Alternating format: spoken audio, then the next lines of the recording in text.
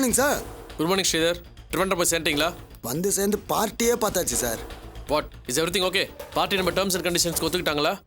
எல்லாம் okay sir. Good. ரொம்ப கான்ஃபிடென்ஷியலாக அந்த குட்ஸ் இங்கே கொண்டு வந்து சேர்த்தாகணும் ஸ்ரீதர். ஓகே சார், அதை நான் பார்த்துக்கிறேன். சார் அந்த சொக்கலிங்க மேட்டர் என்னாச்சு sir? Don't ask me about that Sridhar. Irritating fellow. 1 கோடி ரூபா பணத்தை எடுத்துக்கிட்டு இப்போ ஆளையும் காணும் காலையும் காணும். நம்மளை டென்ஷன் ஆக வச்சு நம்ம கிட்ட இருந்து ஏதோ பெருசாக எதிர்பார்க்குறான்னு நினைக்கிறேன் சார். இருக்கட்டும், அவன் மட்டும் என் கையில் மாட்டினா he will be a dead meat. Anyway Sridhar, நீங்கள் அதை பற்றிலாம் ஒன்றும் கவலைப்பட வேண்டாம். கூட்ஸை பத்திரமா இங்கே கொண்டு வந்து சேருங்க. அதே மாதிரி போலீஸ்லேயும் மாட்டிக்காமல் இருக்கணும். ஓகே? ஓகே சார், நான் பார்த்துக்கிறேன் சார். Be careful. By.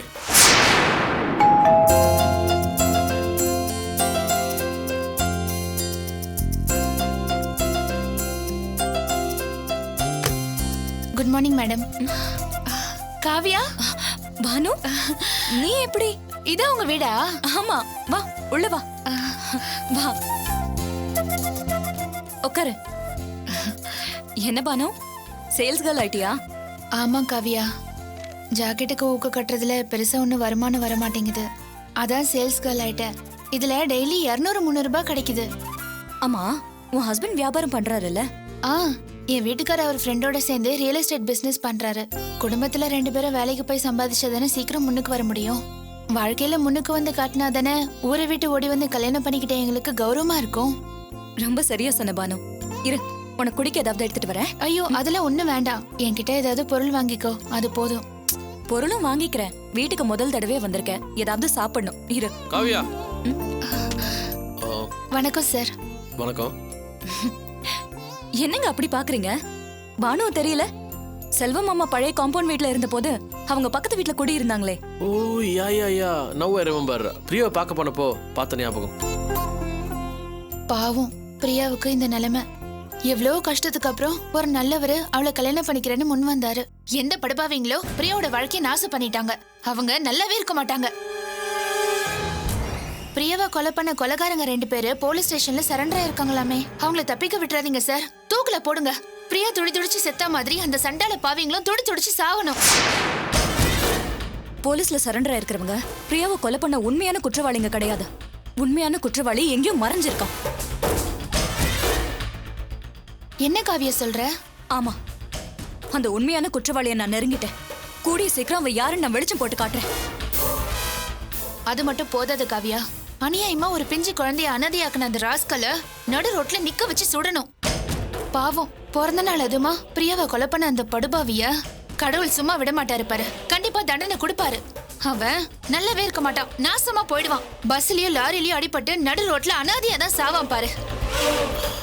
Kavya, it's getting late for me actually. நான் கிளம்புறேன். பாய் பானு. சரி பானு, நீ உட்கார. நான் சாப்பிட ஏதாவது கொண்டு வரேன்.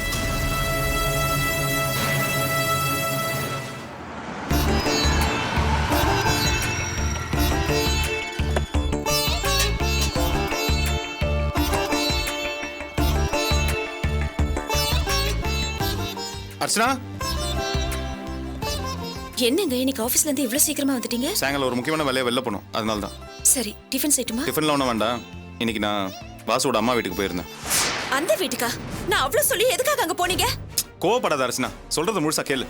நம்ம லாயர் அந்த ஏரியாவில் ஒரு வீடு வந்திருக்குது, அதை வாங்கி இடிச்சு கன்ஸ்ட்ரக்ஷன் பண்ணா நல்ல லாபம் வரும்னு சொன்னாரு.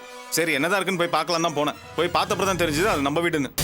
வீட்டை விக்கிறதுனே முடிவுக்கு வந்துட்டாங்களா? ஆமா, எனக்கு பயங்கர கோவம் வந்துருச்சு. ஏன் இப்படிலாம் செய்றீங்கன்னு கேட்டா வாசுவோட எதிர்காலத்துக்காக செய்றாங்களா. மாசம் மாசம் நான் கொடுக்குற 10,000 ரூபாய் பத்தாதுன்னு அந்த அம்மா சொல்றாங்க.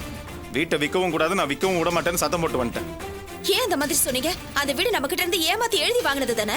மறுபடியும் நம்மள தேடி வந்திருக்கு. போன போட்டுன்னு பணத்தை கொடுத்து வாங்கியிருக்க வேண்டியதானே. என்ன அர்ச்சனா பேசுற? லாயர் சொன்ன மாதிரி அந்த இடத்தை இடிச்சு கன்ஸ்ட்ரக்ஷன் பண்ண சொல்றியா? கண்டிப்பா அது முடியாது.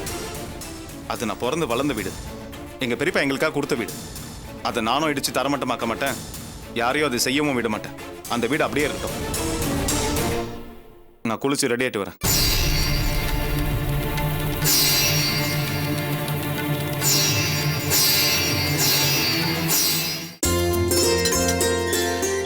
வாங்க சார். என்னண்ணே, எப்படி இருக்கீங்க? நல்லா இருக்கேன் சார். கார் இருக்கு, செல்வர் இருக்கான் போல இருக்கு. இருக்காரு, இப்பதான் வந்தாரு. அப்படியா? செல்வம், செல்வம் வாங்கண்ணே. வாமா, எப்படி இருக்க? நல்லா இருக்கேன். மருந்தெல்லாம் ஒழுங்கா சாப்பிடுறியா? எல்லா வேலைக்கு சாப்பிட்டுட்டு தான் இருக்கேன். புனிதாவையும் குழந்தையும் கூட்டிட்டு வரலையா? நான் ஆட்டோ ஸ்டாண்ட்ல இருந்து வரேம்மா. ஃப்ரெண்டு ஒருத்தன் வண்டி வாங்கிட்டு போனா. ரொம்ப நேரம் வெயிட் பண்ணி பார்த்தா வர மாதிரி தெரியல. சும்மா தானே இருக்கோம், அப்படியே உங்களெல்லாம் பார்த்துட்டு போலாமேன்னு வந்தேன். கார் வெளில நிக்குது. செல்வம் வீட்லயே இருக்கா? உள்ளதானே இருக்காரு. நீங்க உட்காருங்க, நான் காஃபி போட்டு கொண்டு வரேன். அதெல்லாம் ஒண்ணும் வேண்டாமா. வாடா சிவா. எப்படா வந்த?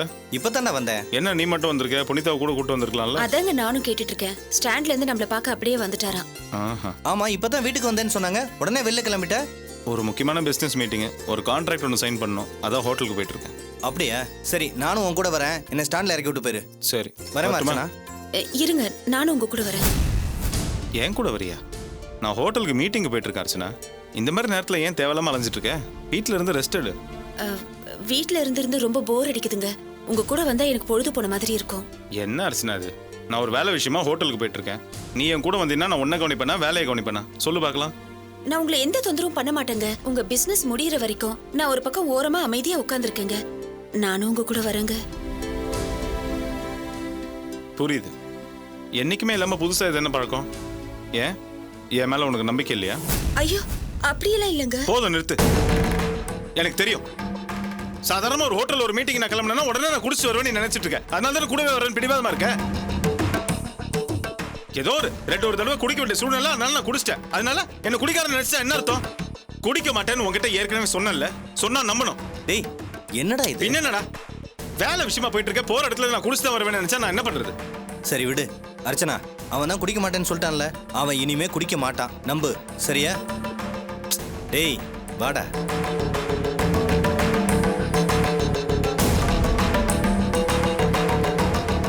செல்வம், ஒரு நிமிஷம் வண்டியில உட்காரு. பாத்ரூம் போயிட்டு வந்துடுறேன். சீக்கிரம் வா.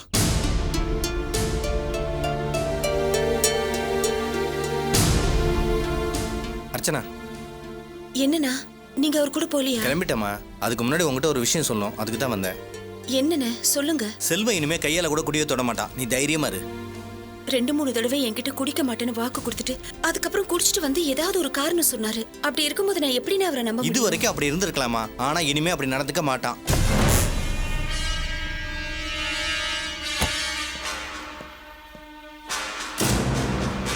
நான் ஏன் இவ்வளவு தைரியமா சொல்றேன்னா, குடியோட விளைவு என்னன்னு அவனுக்கு புரியுற மாதிரி நானும் புனிதாவும் ஒரு நாடகமே நடத்திருக்கோமா. நாடகமா? என்னன்னு சொல்றீங்க? சொல்றேம்மா.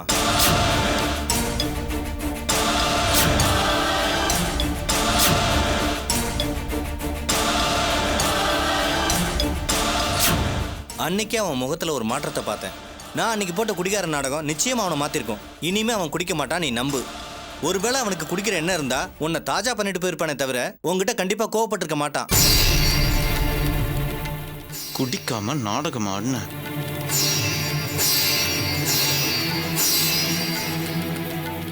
நீங்க செஞ்ச உதவிக்கு உங்களுக்கு எப்படி நன்றி சொல்றதுன்னு தெரியல. அட என்னம்மா பெரிய வார்த்தையெல்லாம் பேசிக்கிட்டு. அவன் இனிமே குடிக்க மாட்டான், நீ சந்தோஷமா இரு. அது எனக்கு போதும். மட்டுமா?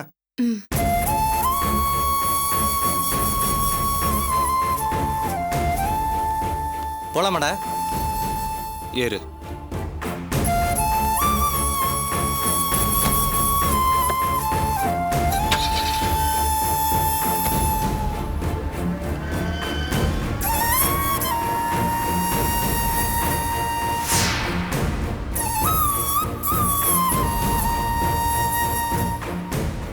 செல்வம், நீ கோவப்பட்டதும் அர்ச்சனா முகம் எப்படி வாடி போச்சு தெரியுமா?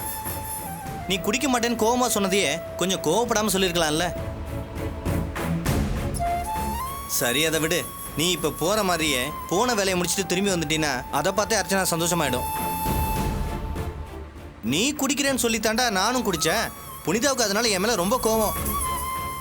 இப்ப நீயே குடிக்கிறத விட்ட அப்புறம் நான் ஏன் குடிக்கணும்? இந்த விஷயத்தை போய் புனிதா கிட்ட சொன்னா ரொம்ப சந்தோஷப்படுவா. குடிக்கிறதுல என்னடா இருக்கு? குடிச்ச உடனே நம்மளை நாமே மறந்துடுவோம், சுத்தி இருக்கிறவங்களையும் மறந்துடுவோம். ஏன் இந்த உலகத்தையே மறந்துடுறோம். போதை தெளிஞ்சதுக்கு அப்புறம் தான் இந்த உலகமே நம்மளை வெறுக்கிறது தெரியுது. செல்வம், தொழிலாளிங்க தங்களோட வருமானத்துல குடிப்பாங்க, முதலாளிங்க வருமானத்துக்காக குடிப்பாங்க. நீ கூட ஒரு முதலாளி தானே, வருமானத்துக்காக தான் குடிச்சிருப்ப. ஆனா செல்வம், இனிமே எத்தனை கோடி வருமானம் வரதா இருந்தாலும் சரி, தயவு செஞ்சு அந்த குடியை மட்டும் தொடாத. அர்ச்சனா கொடுத்த வாக்க எப்படியாவது காப்பாத்துறா.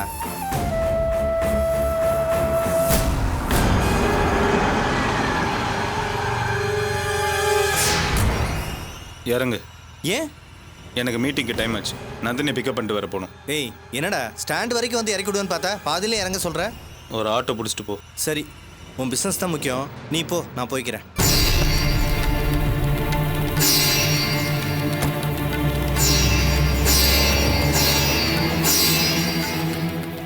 ஆளுக்கு அட்வைஸ் பண்ண ஆரம்பிச்சிட்டாங்க.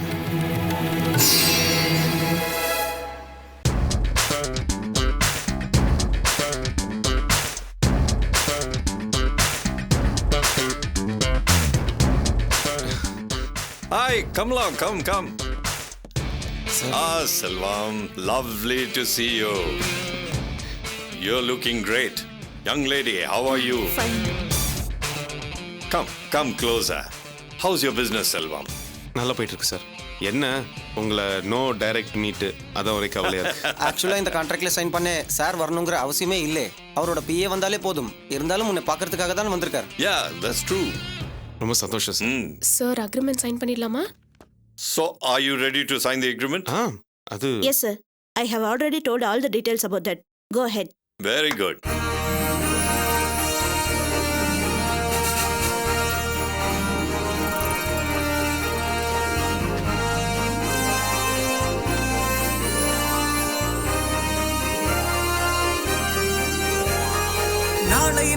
நாளை நமதே காலம் பெரிதாய் வழிகாட்டிடுதே.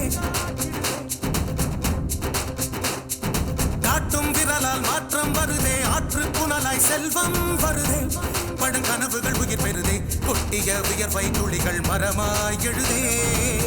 திட்டிய உறவுகள் விழியில் திகிலே வருதே. பாசத்தோடு வீசும் காற்று நாளொரு கதவுகள் திறக்கிறது. நாளை நமதே காலம் பெரிதாய் வழிகாட்டிடுதே. காட்டும் விரலால் மாற்றம் வருதே. Excuse me, sir. One second. Sure. Hello, சொல்லுங்கப்பா. முடிஞ்சிருச்சுப்பா. இப்போ வந்துடுவேன். Okay. Absolutely no problem. Excuse me, sir. Congratulations. Great. Yeah. I just have call from my dad. Sorry, I have to go urgently. Please don't mistake me. செல்வம், அப்பாவை doctor கிட்ட கூட்டிட்டு போகணும்னு சொல்லியிருந்தல, நான் கிளம்புறேன். You just carry on. பாத்துக்கோங்க Vasu. Okay madam. Contract sign பண்ணியாச்சு. Shall we go for the party? Right. It's time to party. Yes, sir. Okay? Come on, Selvam.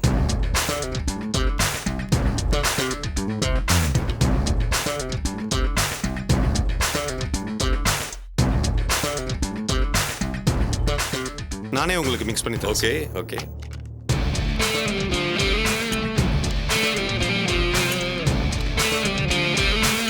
That's fine. Thank you. Thank you. Selvam has not only improved in his business, but also in partying. Yes, yeah. எல்லாம் உங்க ஆசீர்வாதம் sir. Cheers. Cheers.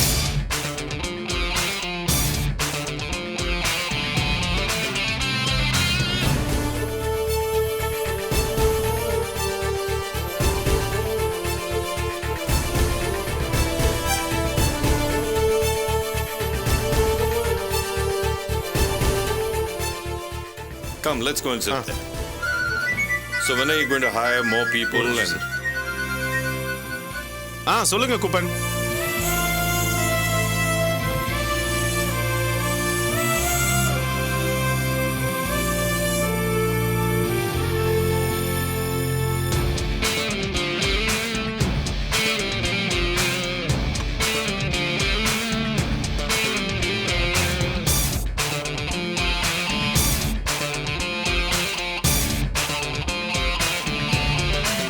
Okay. Was that your business associate? இல்லை sir. My shed worker. ரொம்ப நல்லா அது good bye. What? I thought he was a business associate. He's a laborer. And you're talking to him so freely. Nah. செல்வம், நீ உன்னோட business associate கிட்ட தான் பேசிட்டு இருந்திருக்கேன்னு sir நினச்சிட்டு இருந்திருக்காரு. அதில் நான் ஒரு லேபர் கிட்ட தான் பேசிட்டு இருந்தேன் நீ சொன்னதும் சார் ரொம்ப அப்செட் ஆயிட்டாரு. அவருக்கு அது சுத்தமாக பிடிக்கல. அது சார் நீங்கள் தப்பாக நினச்சிட்டீங்க. நான் கஷ்டப்பட்ட காலத்துலேருந்து அவர் என் கூடவே இருக்கிறார் sir. Sir, he was with him during his struggling period, sir. So what? You must learn to keep a distance with the labor. Understand? You're the boss. If you put your hand over the labor's shoulder today, tomorrow he'll put his hand over your shoulder. Then there'll be no difference between boss and labor. Sir, actually... Oh, you keep quiet. You see, you are growing in stature. Here we are sitting in a 5-star hotel and discussing crores of business. You cannot be mixing with people on the street. You must mix with people like me. Then only you will go up in life. Understand that. செல்வம் அவர் என்ன சொல்றாருன்னா நாம வந்து இந்த மாதிரி 5-ஸ்டார் ஹோட்டல்ல பல கோடி ரூபாய்க்கு பிஸ்னஸ் பேசுறோம். அந்த மாதிரி சில்லி பீப்புள் கிட்டே பழகக்கூடாது. இவர் மாதிரி ஸ்டேட்டஸ் உள்ள ஆளுங்க கிட்ட தான் பழகணும். அப்பதான் நீ மேலே மேலே வருவேன்னு சொல்றாரு.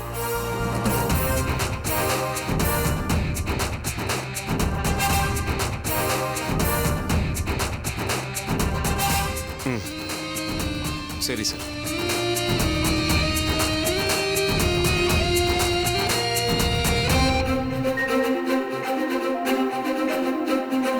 வீடு வரை வருகிற வறுமை, தேடி வழி தருகிற கொடுமை, பாடுபட்டு இருப்பவன் பொறுமை, ஒரு நாள் நட தருவது செழுமை. ஆட்டி வைத்த ரணங்களின் நடுவே போட்டு வைத்த உறுதியின் விதையே, காத்திருந்து முட்டி முளைக்கும் மனமே அது மார்க்கமாகுமே. நாளொரு போர்க்களம் நின்று பார், துயருண்டு பார், அதை வென்று பார். நம்பிக்கை உந்தலம் கொண்டு வா, களம் கண்டு வா, உலகாளவா. சறுக்கி விழுந்தும் முறுக்கி எழுந்தால் இறைவனும் இருகரம் தருவானே.